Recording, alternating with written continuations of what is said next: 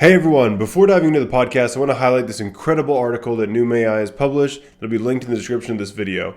The blog post is titled, Retrieval Augmented Generation at Scale, Building a Distributed System for Synchronizing and Ingesting Billions of Text Embeddings. This is a really great article going through all things data ingestion and particularly building this distributed messaging system for different parts of this process, from connecting to different data sources to chunking and embedding. It's a super interesting system, and I learned so much from talking with Kevin.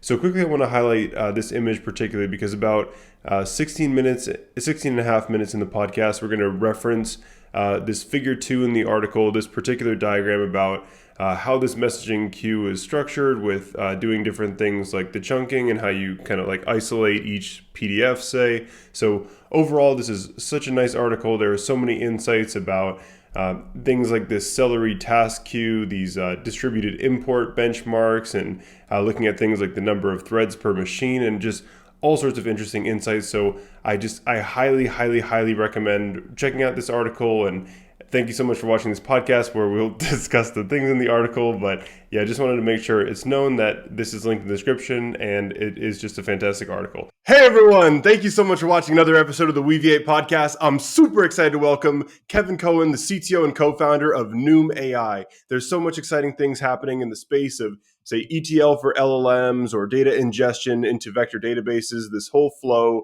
of reading data, connecting it to different sources like Notion, GitHub, S3 buckets, all these things, then chunking, metadata extraction, embedding. So this is such an exciting space, and I'm so excited to interview Kevin. Kevin, welcome to the podcast.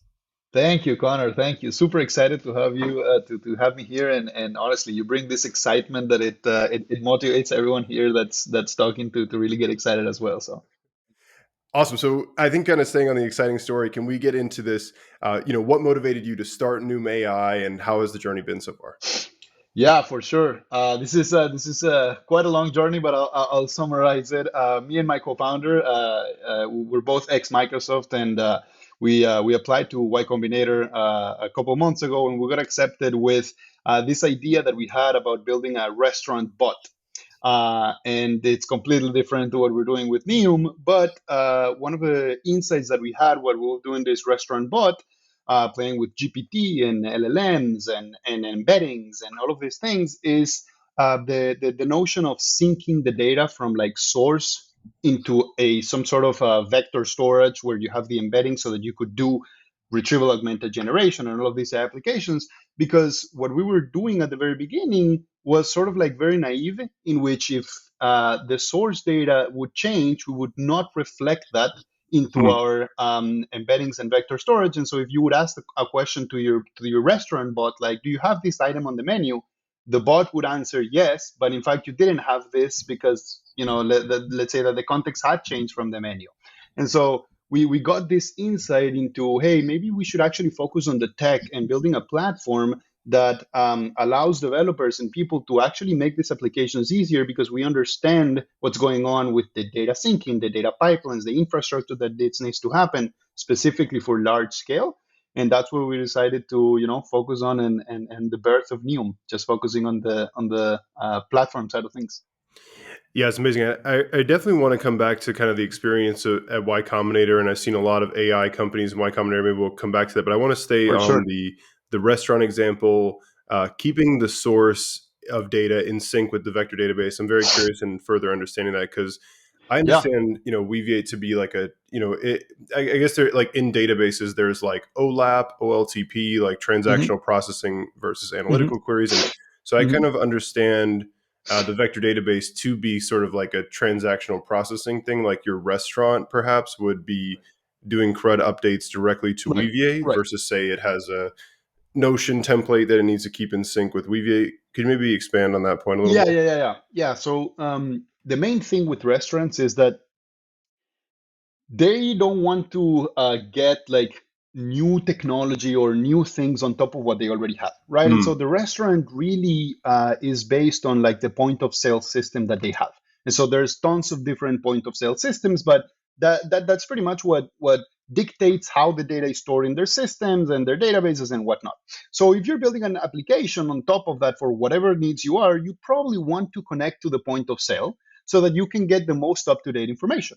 And so what we were doing naively, as I was telling you, is that we were basically getting the connection to a point of sale, let's say Square, right? And we would be dumping whatever menu items they had one time, and we would be chunking, embedding, and putting it into a vector database. And we would do, your general RAG application where you would ask, hey, do you have this item for a menu?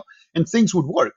But as you can tell, if the point of sale system would get updated because, let's say, they added a new item or they removed an item or they changed the price or whatever it is, then your vector database or the place where your application is actually pulling the data from would need to have that context, would need to Hmm. know that something changed, because again, the source of truth is the point of sale. It's not a Notion document. Is this either complicated system or easy to use, like depending on the point of sale that you use, that the restaurants have access to? And so you want to make sure that the source and the destination, which is what we like to call it, are in sync, so that if your application is going and doing semantic search, for example, to a specific vector database like Weaviate, then that information needs to be synced so that the bot can respond accurately. So that's pretty much the insight that we had, because we naively just started with a simple basic idea, and we figured, well, I mean, this is definitely a problem if something like this changes every time.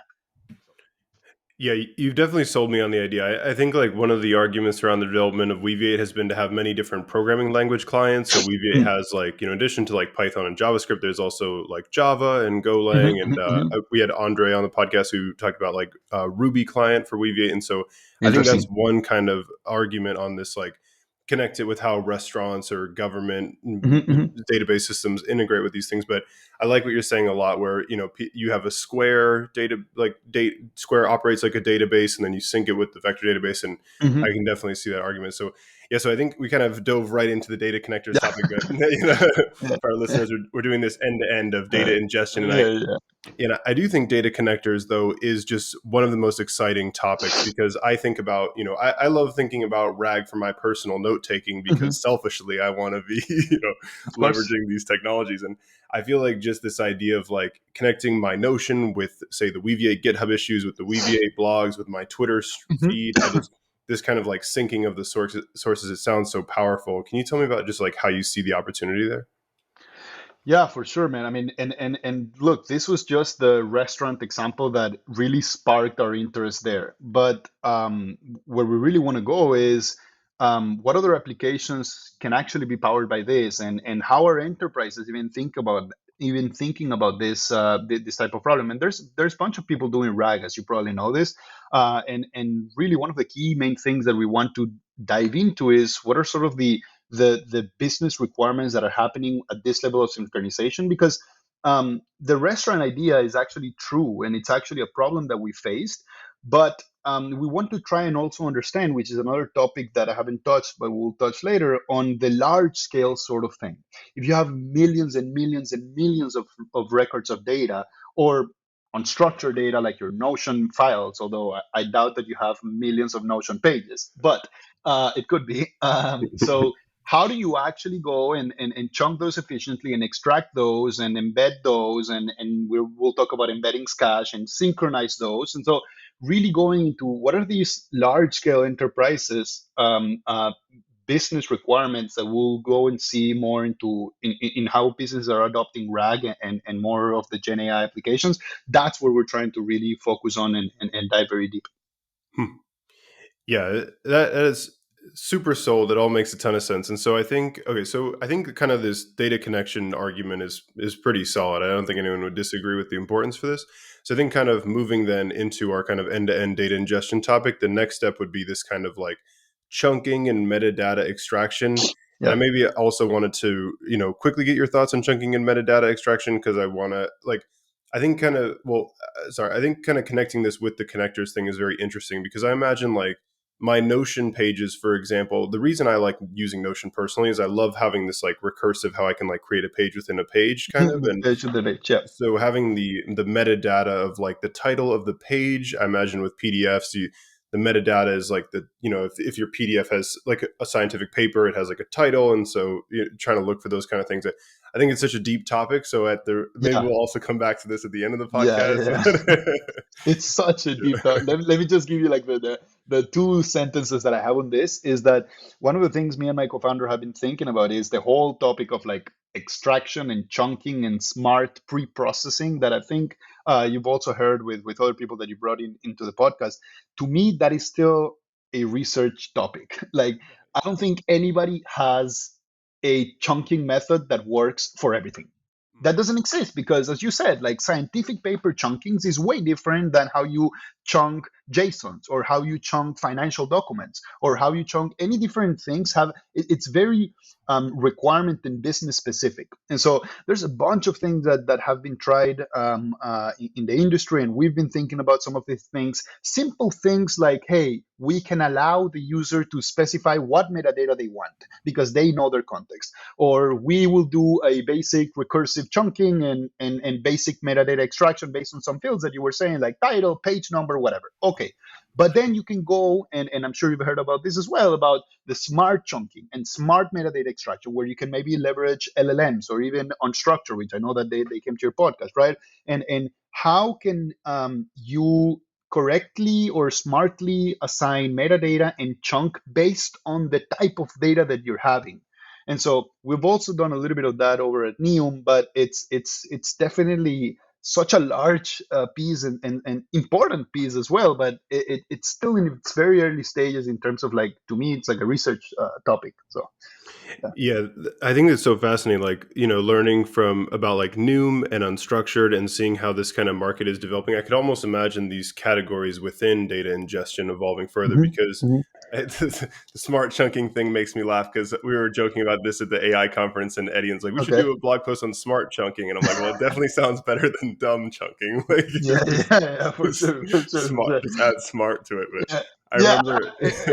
I don't know where we've all converged in the industry to like smart chunking. If you go to Twitter, everyone's like, "Oh yeah, smart chunker." It's like, okay, what is that? What did we have before? Dumb chunker? Like, Yeah, that's upgrade. Yeah, yeah, yeah. no, that's fantastic. And I think kind of like there's like Nils Reimers, who's been one of the biggest like early pioneers of AI powered search, has been explaining this concept of like multi discourse. How if you have a paragraph that has multiple topics, like, a lot of the times as I've been, one of my favorite apps is searching through this podcast, and something I've noticed a lot is when you're talking for a while, you tend to change the topic in the middle of the Mm, talking, mm, and so mm. that will cause a really funky embedding. So I think Right. that's one of the best opportunities for chunking is to extract that kind of like this Yeah. is separated the topic. And yeah, exactly. And so Yeah. yeah, I think metadata is such a deep topic. I maybe want to actually save that for later. Yeah. Let's now dive into how you're thinking about embedding inference management. Yeah, yeah, this is another big piece, and maybe at the end we'll talk a little bit about like how the whole end to end works in terms of like the whole infrastructure and talk a little bit about that. But embeddings is definitely a huge piece here. Of course, you want to do semantic search, you want to store the data in the vector DB, you want to have the embeddings, but there's so many things that come into picture. So stuff like which model you want to use. You want to use an open source model, you want to host it yourself, you want to host it in Replicate, you want to host it in Hugging Face, you want to just use OpenAI. All of these things come into play. Depending on the model that you choose, you have different dimensions in your vector. And so people at the very beginning might just go with, oh, let's just go with OpenAI. It's very easy to use. And yeah, you can use that. OpenAI has 1536 dimensions with their ADA002, and that's fine.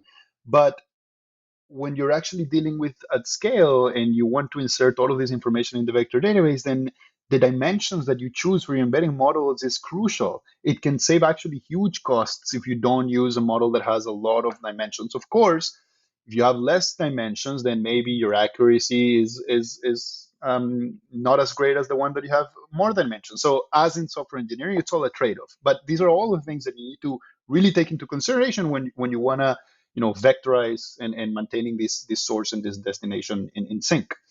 And the other very important thing for embeddings is that if you're building like proof of concept applications or like hobbyist applications where you have a couple of documents and you want to extract and you want to embed and you want to store, it's virtually very easy. But if you have large scale data, and you want to make sure that you embed and vectorize that and you put it into the destination, you don't want to re-embed everything if you already embedded it.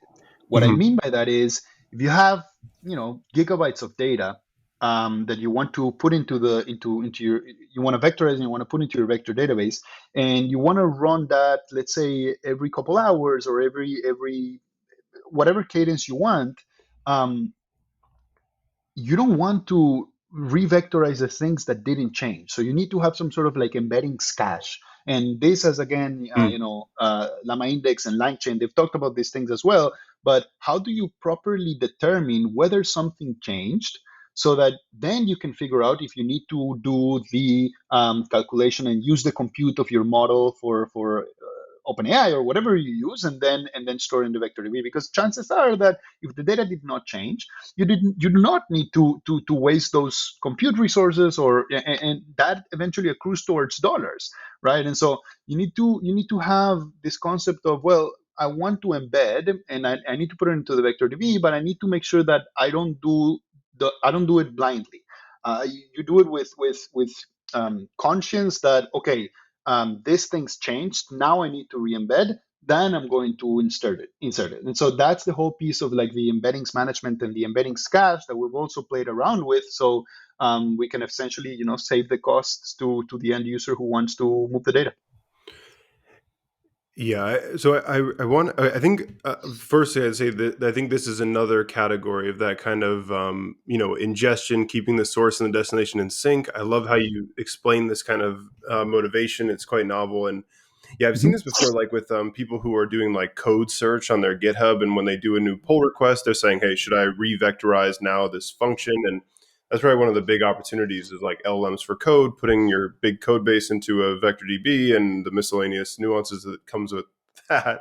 But so yeah, I was kind of so I think I want to come back to this kind of park the how we keep the sources in sync and learn more about the embedding cache. But right now, I want to get into kind of the end-to-end flow of Neum that you describe in this really excellent article about Yeah. these three different messaging queues that you orchestrate. You present Celery and how that works for having requests, process documents, and embed store. Can you maybe walk through the architecture of how you have these different Yeah. distributed messaging queues? Yeah, for sure, for sure. Maybe it helps if people can see like the diagram and the picture that we have in that blog Yeah, post where they can see how everything links to. But I'm sure you can put like a link to that. But look, at the core of it, Connor, is really just a distributed system. And in this case, it's a RAG pipeline that you need to do embeddings and store, sure. But at the very core is the problem of an engineering distributed system where you have lots of data. You need to be able to do retry logic. You need to be able to do parallelization. You need to be able to do resource compute management. And you need to be calling some APIs, some different providers. You need to use some CPU, some compute. And then, whatever end-to-end thing you want to do, which in this case is chunk, read, embed, and then vectorize. That's your end-to-end. But at the core of it is this distributed system, and this is pretty much what me and my co-founder have had experience with in the past in Microsoft and whatnot, on building data infrastructure and data pipelines and data platform for distributed systems. And so, what we ended up saying is, well, what are the three main things that we need to do in order for doing this RAG pipeline? And we separated it as you saw on the blog post, into like three main topics, which is there's a request that comes in into our service, where that request is going to be quickly processed and figure out like which source this request is from. For example, S3 in the case that we talked to the blog. And then we want to return to the user right away saying, hey, we received your request, we're working on it, because it's an async operation. Of course, it's something that takes time. And so then that from that specific from that first step, we go and we enter into our distributed queues so that we can process multiple of these requests, of course. And we send them to our next step, which is, hey, now that I know it's S3 and I have this many files, then I want to process each of these files.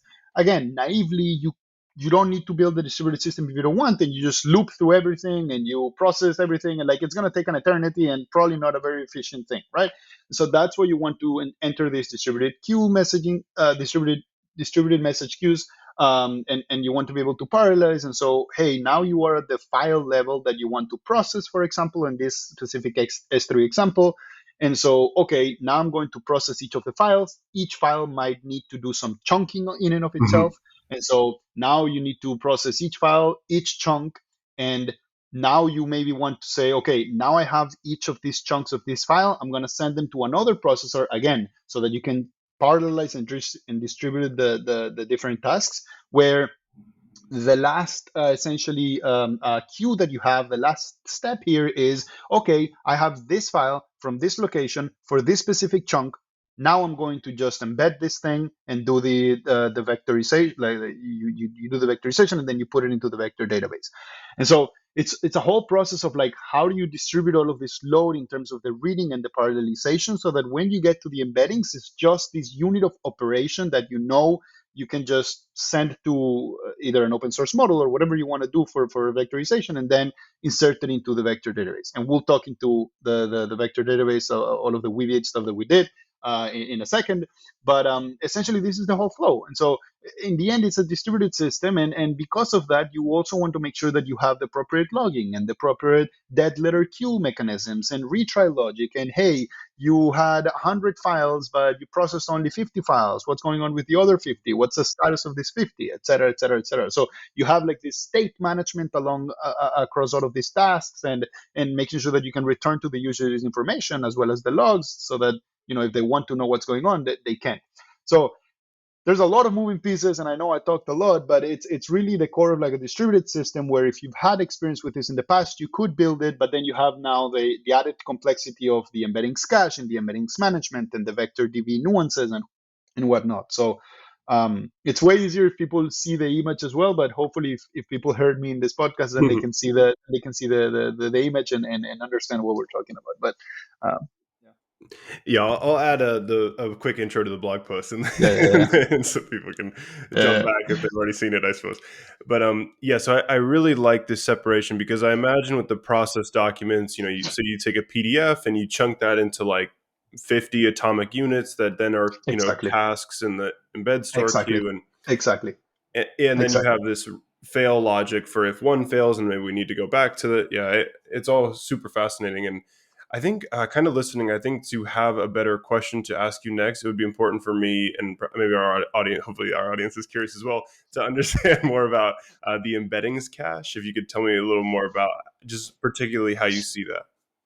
Yeah, yeah. So I'll try to explain it in like the very simplest terms, because I think that's what probably will resonate the most. But you get the data and you want to vectorize the data and you want to get the embedding so that you can put them in the vector DB. Well, what you want to do is be able to have this sort of cache, so that for a particular text, let's say for a particular input that you're receiving, let's say like the hash of this, like how a typical cache works. Let's say the hash of this text is stored alongs the embeddings of whatever that text was, so that on the next run, whenever a new unit of operation, as you correctly put it, comes in, you can quickly check, hey, does the hash of this text has already been seen in our embeddings cache? Because if it already has, then you don't need to embed, because you know that the embeddings are going to be the same, and you just wasted the compute for that when you already had the data,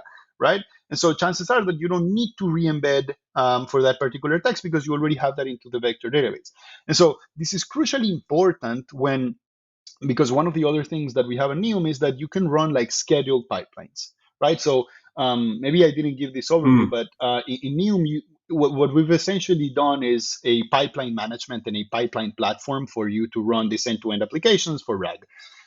You can trigger like a one-off pipeline. You can then schedule a pipeline, or we have some sort of support as well for listening for events for specific sources, so that you don't even need to worry about this schedule. We just listen to whatever has changed, like CDC kind of thing. Mm. So there's some sources, for example, S3 can let you know if a file changed, and then you can listen to that event and whatnot. We could get into that later, but the whole point is that you have all of these functionalities. And if a source does not have the CDC capability, of you didn't use the CDC capability for one of your pipelines, and you're rerunning a scheduled one, or you were testing, or essentially you're running pipelines on the same source, then you want to make sure that you don't do overwork. You want to make sure that, hey, this source didn't change. This source is still the same. Like, let's not embed it. Let's just return very quickly. And so that's the whole point of the embeddings cache, so that essentially you don't waste the time, and you don't waste the compute and the cost on re-embedding something that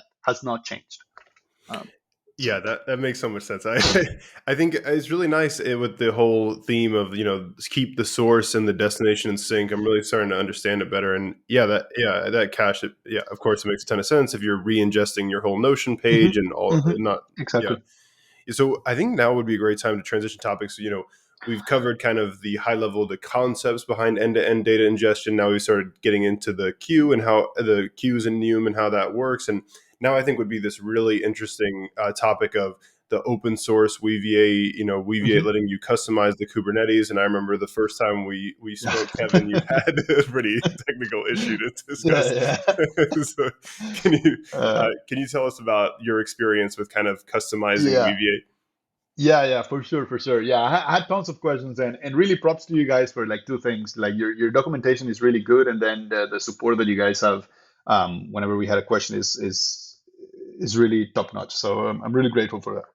So in the end, again, what we're trying to do with Neum is a platform where you can bring your own vector database whenever you want to run this pipeline, right? And so for this customer that we were doing this blog post for, and for some of the customization that we have whenever a customer doesn't want to bring a vector DB that we use, essentially our default one, in this blog post we were using in this run we were using Weaviate. And because it's open source, we were able to, deploy it on our own Kubernetes cluster, and be able to properly configure. And so there's a tons of things that you can configure that people can read on the documentation and whatnot. But very, very, very simple at a very high level is, you have large scale data. You probably want to parallelize how you ingest, how you query the data into the vector database. So very simple things like having a multi-node cluster is super important. And that's one of the things that we want to really do. And Weaviate really just has, like, Kubernetes configs, where you can say, these are the number of nodes that we want. This is the memory that we want on each of these nodes. Boom. You deployed it, and everything works out of the box.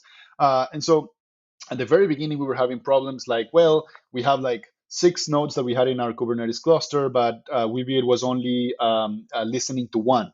And so it was like as if we only had one. And so, oh, what's the problem there? Well, we hadn't enabled sharding. Okay, so we need to enable the sharding so that it goes and distributes the loads across the different nodes.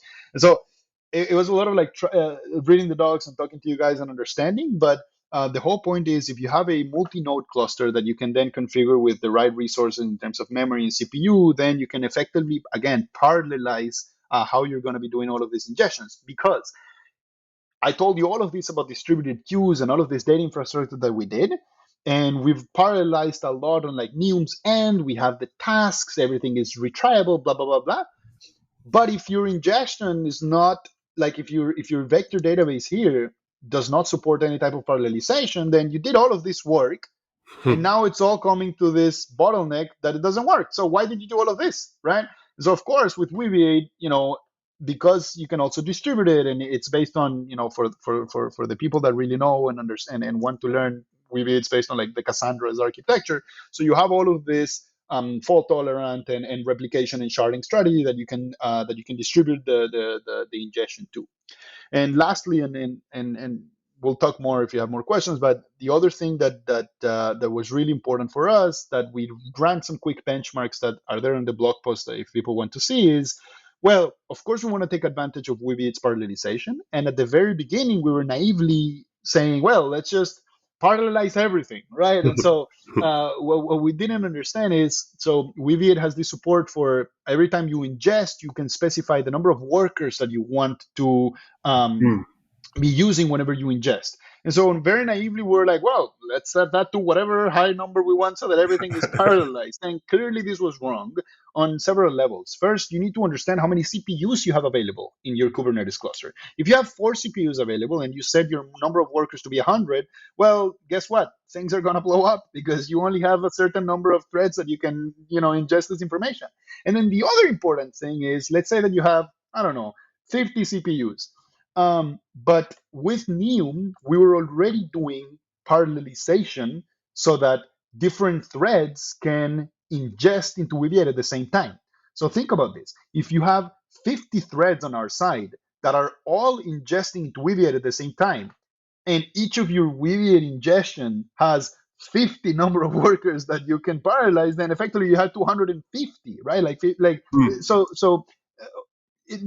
or even more, like depending on the 50 times, even more. But what I'm trying to say here is that it's very important to understand the parallelization that you have before you ingest and the parallelization that you have at your ingestion Weaviate cluster per se. So some of the benchmarks that we ran and understanding this thing was, well, let's say that we have 50 available CPUs in Weaviate. Then we have, let's say, 25 threads in Neum working concurrently. Basically, we try to come up with what were these numbers. And so if we have 25, then maybe we can set each of these threads numbers of workers to 2, right? So that if you have 25 threads and each of them have 2 as number of workers in Weaviate, you effectively have 50, which is your maximum capacity that Weaviate can handle.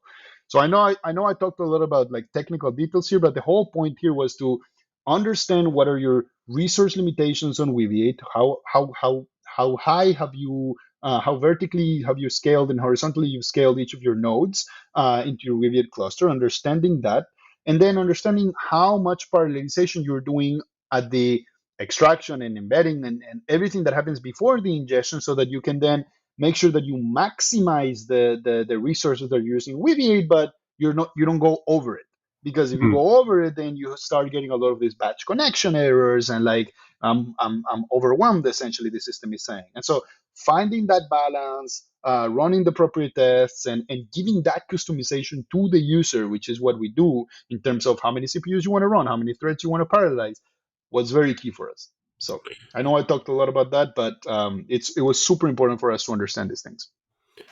Yeah, no, that was really great, and I just like I'm not gonna pretend to be an expert on this. I'm trying to figure it out as well. So, so my question, and I hope this isn't a dumb question, but if so, No, no, I'm glad to still there's ask never dumb questions. it. There's never dumb questions. is so I'm having a hard time understanding the parallelization of this kind of like process documents, embed the documents, and then with Weaviate, because my understanding would be that these would be like network requests things. But is it that because you're managing like one Kubernetes cluster that's doing both Neum and Weaviate's ingestion in the same like infrastructure as code kind of setup, that's why you need to be more fine grained about this kind of interplay between the parallelization of Neum and Weaviate? Is that, Right. So, and this is what I was telling before, that it's a great question. Like, if you have a lot of parallelization before and you don't have any like and you just dump everything right into like a funnel that doesn't allow any parallelization, then you've effectively bottlenecked at this stage. And what's happening here is that if you have a lot of files that you want to chunk and embed, what you really want is to maximize the resources compute wise of how you do that. Because what you could do is you could have one file that you process, that you chunk, that you embed, and that you store into Weaviate, and you tell Weaviate, hey, do this as fast as possible, use your maximum CPUs. But then you have 99 files that are waiting also before you finish this thing. And so what you want to make sure is that, hey, maybe you can process the files parallelly. You can have different tasks where each of them are going to be chunking each of them, and then hmm, you're going to be also parallelizing the embeddings. Because again, like even if you use OpenAI, right? OpenAI has this rate limit depending on the account setup that you have, but let's say it's like 1 million tokens per minute or something like that, right? And so let's say that you used OpenAI. We haven't we did talk a little bit about the dimensions and stuff. But let's say that you were using OpenAI and you were just processing one file at a time with different chunks. So at any given time, you're only using, let's say, 10,000 tokens. It's like, well, you're not maximizing the throughput that you could get with OpenAI. So chunk more things at the same time, embed more things at the same time, maximize that throughput to get maybe the 1 million tokens per minute, for example, so that you maximize the throughput there, and then everything can be ingesting in Weaviate asynchronously, or any other vector DB, but in this case was Weaviate, and parallelize that part. So it's like a multi-step parallelization because you have different steps, you have different tasks. You need to process, you need to chunk, you need to embed, then you need to ingest.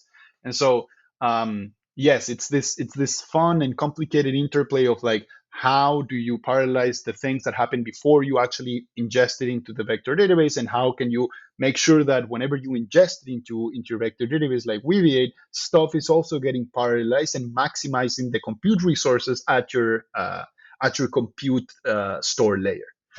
So, Yeah, well, that's all really amazing, and I think the kind of yeah, like I've heard of things like I've had some conversations with Michael Cohen at Neural Magic where we talked about. I was always curious why there isn't more like blog posts about just like here's how many embeddings we can do in like a minute, right? mm, Like mm, mm, and so I don't know too much about this kind of like yeah. batching. Like I've heard, so like with when they're benchmarking model inference, they usually would like group it by sequence length. So they'll have like Mm, 384 sequence throughput on deep learning model inference, and so I've heard a little bit about that kind of stuff yeah. and the idea of orchestrating that with how you do your chunking and then how you Right. all that does sound super Yeah. fascinating. No, it is fascinating. And look, in the end is in the end is a compute optimization and compute resource usage that you want to do. Like, you know, when you submit a request to OpenAI, people might think, oh, it's an API. I mean, yeah, it's an API, but in the behind the scenes, there's some compute that is happening for the sequence transformers to actually, to embed this data. And so, if you have one GPU, then well, you can do so many tasks at any given time before the GPU starts to blow up. The same thing when you have like CPU parallelization on your computer that you're running multiple tasks and multiple things. The more compute that you have, the more polarization that you'll have, but the more compute you have, the more costly it's going to be. And so this is also like that fine balance that we didn't talk too much about. That we had to do some research in terms of, well, these are the rate limits that OpenAI enforces. This is the cost of OpenAI. These are the dimensions of an OpenAI. What if we use something like Replicate? And this is also a YC company where they help you with the hosting of the models, and essentially do all of this parallelization that I was talking about, but from a compute and inference embeddings model layer, so that you can submit these API requests to Replicate, but you can also configure, hey, these are the maximum GPUs that I want. This is my cluster. This is the things that I want. And so again, depending on how much you pay and depending on the cluster that you have, well, you can maximize that throughput and get the embeddings in parallel before you go to the vector database. But yeah, this is a fascinating thing, Connor. Like there's so many different layers and different compute resource optimizations. Again, it's at the core of like a distributed system where you need to be able to pay attention to the different parts that you have, and how can you maximize and parallelize everything. And the reason you want to maximize and parallelize stuff is, well, you want to be able to run this in a decent amount of time and not just get a pipeline that embeds gigabytes of data in 2 months. Like, well, for chance no, like you want to finish this in a couple hours. So so that's why you want to do those things, but it's always a trade-off. So. Yeah, I wonder if, mentioning replicate, I find that so interesting. This kind of like, well, I think from the first perspective is just like you want to use this MP net model, which is like Mm-hmm, half the mm-hmm, dimension mm-hmm, size of mm-hmm, OpenAI, mm-hmm. so it's a little Yeah. easier to use. But there's also kind of this emerging thing of maybe you, train your own embedding model, and that's like one idea. But I think another thing that's pretty interesting with this is like with Weaviate, one of the biggest topics in Weaviate is the development of multi-tenancy, and multi-tenancy is Mm-hmm. about your users have users and you have the scheduling of like active, inactive, and maybe also there's something to like, this user is particularly active. They have 100 million vectors in their Weaviate instance, and so let's give them 8 GPUs for their Mm, embeddings, make mm, it extra mm. fast. Whereas the inactive, they maybe 20 of them share a GPUs. Right, this right, kind of right, right, right, right. so yeah, I think this kind of infrastructure as code and under as you've really helped me understand better these different processes that could be Yeah, running in parallel. It's quite the system. yeah, It, so I think all of that was just really fantastic, and I think kind of transitioning into a more open-ended how you see the future topics. You mentioned like large scale, and I'm really curious, just like in your blog post, you mentioned putting 1 billion vectors into Weaviate. How do you see this kind of yeah, like billion scale plus vector search? yeah. And I love the question, but I always am not skeptical, but like how I respond to these future-looking questions, because chances are that I'm going to be wrong on whatever I predict here. But really, like the thing here is, Connor, is like we're very early, and you guys probably know this better than us, but like we're very early in all of this, like RAG and Gen AI applications that are coming at large scale and at enterprise scale. There's a lot of like Twitter chatter on like, hey, I built this thing, and it's a couple PDFs, and I use these technologies, and these things work, and it's great. But what we're really trying to focus on is, where are these billion vector opportunities? Like, where are Hmm. these large scale opportunities? And we're fortunate enough that we're talking and working with a couple of like customers that have this sort of scale. But I want to be also honest with you, and it's like we're still yet to see lots of people that have this. Oh, I have 10 billions. I need to be able to have this mechanism to be able to store them. It's like, I want to talk to you if you have that sort of scale, but it's like we're also at a very early stage in terms of how many players we're seeing that have this sort of scale and that have this sort of business requirements for large amounts of data. And so it's not really a prediction to answer your question, but I'm really hopeful, based on like history of how data engineering started, and like how it has transcended in terms of like there's always going to be more data, there's always going to be more needs to handle all of this data infrastructure, data management. So if history repeats the same itself in that same approach, where on traditional data analytics, then the same thing will happen here. Like, of course, we're just at the very basic layer right now, where the emerging technology is coming, but like, can we really be at a place where we're position ourselves here to help the people that are doing the really large scale requirements, and um, be able to support them. And I'm actually very glad that, for example, in Weaviate, one of the reasons that we were using Weaviate for our for the pipeline run that we were sharing there in the blog post, is because of the easy to use, and being able to scale horizontally, and handle all of this parallelization for such a large amounts of data. And there's some other stuff that we didn't even mention here, and stuff that maybe for a future podcast, or something that I also we didn't invest too much in, but like stuff like the gRPC client that you folks are Hmm. working on, which is greatly gonna increase the speed of like how you ingest, and product quantization, and how, if you have large amounts of data, you can actually reduce the memory footprint that you want to have, with trade-offs, of course, on like the ingestion time and your search latency and whatnot. Again, everything is trade-offs, but being able to have all of these configurations for like large scale ingestion and data, I think it's crucial, and it's what we're really excited to keep working with, and finding this right set of people. Yeah, I love that answer. Yeah, I think that's all perfect. Just like kind of the assumption that all the kind of database workloads are going to move into also having this kind of like vector database native kind of thing, AI native, and Yeah.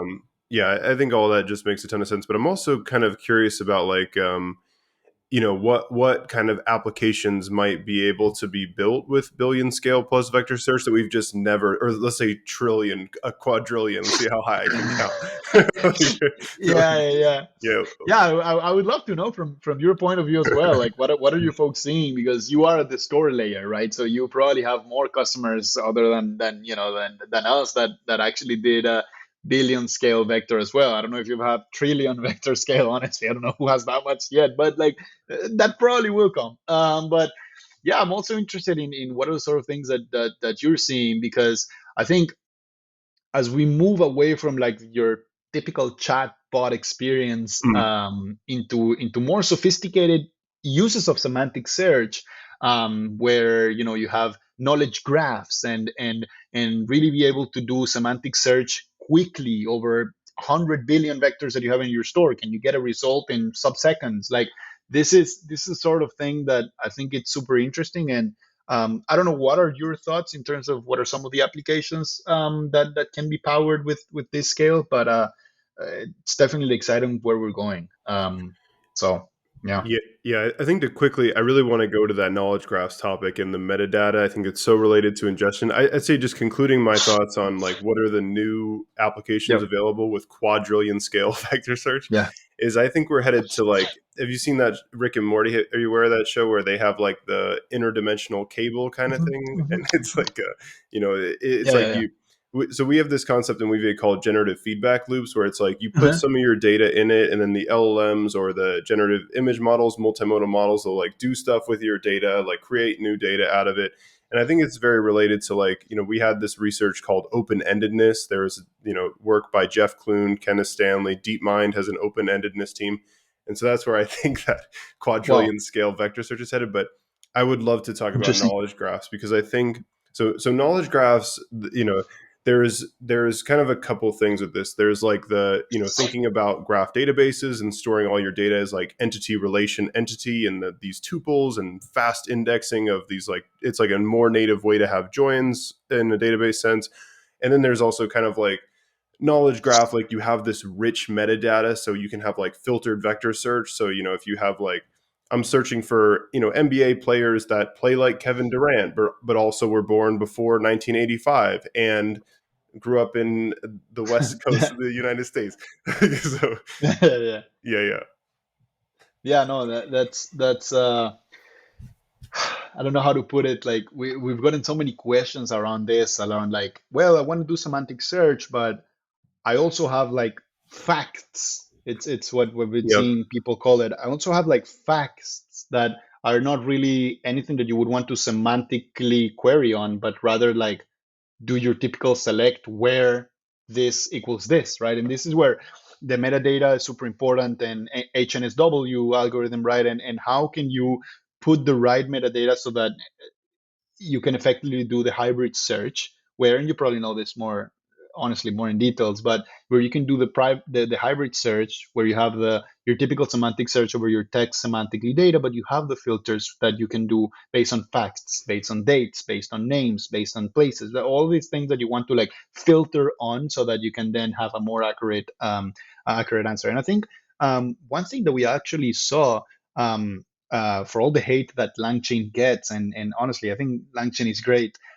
There's this thing in LangChain called the self-query retriever. I think Mm. it's what it's called, but it Hmm. makes it super easy in transforming a query based on some metadata that you want to pass and some metadata that you have in your vector database, to really create a query that does this hybrid search, where based on your natural language query, some stuff is happening at the semantic level and some stuff is happening at the filtering level, and get an accurate response. And I think that's huge. I haven't myself played too much with that, to be able to talk to you for like 20 minutes about it, but it's something that I think it's super important, and why we're also so keen on, whenever we extract data, at our pre-processing stuff that I was telling you, making sure that we support for metadata inputs that people can bring, or we also come up with basic metadata extractions, or smart, chunking smart metadata extractions, not dumb metadata extraction.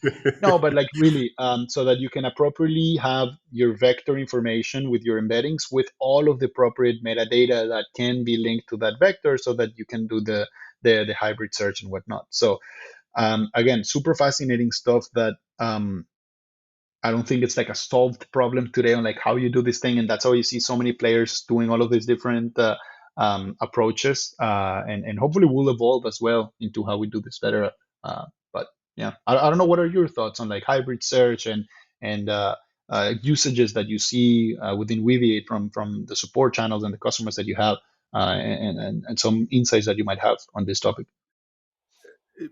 Yeah, well, I think that was great, and I guess I was super bullish on this kind of extract all the metadata you can, have some LLM that just looks for anything that's symbolic, and then maybe we use that in an SQL style query. But then I was talking to Nils Reimers about this again, who I consider sort of the godfather of AI search from Cohere, and and he was skeptical about this because it's hard to kind of unify metadata, and I kind of now I've kind of come to understand and agree, and I because to me it's like the only obvious kind of metadata to have uniformly across things would be like title, content, source is three properties of a generic kind of unstructured vector Okay. index. Yeah. Content being the thing that's vectorized.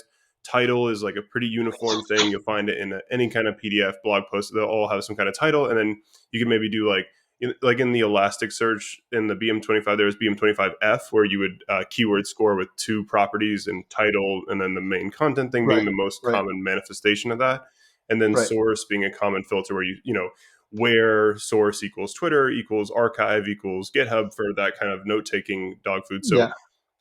you know, outside of that being, so I think a lot about this kind of what would be like the standard schema for vector indexes. And I think that kind of like title, content, source, where content is the vectorized property. And then maybe I think linking it to external tables that contain the symbolic SQL style. And, but I love how you brought up the self-querying retriever from LangChain. And I think Llama Index and LangChain, they both really pushed this like innovation on LLM query Mhm. engines. You know, like having the LLM do some Do intermediate. some stuff. Yep.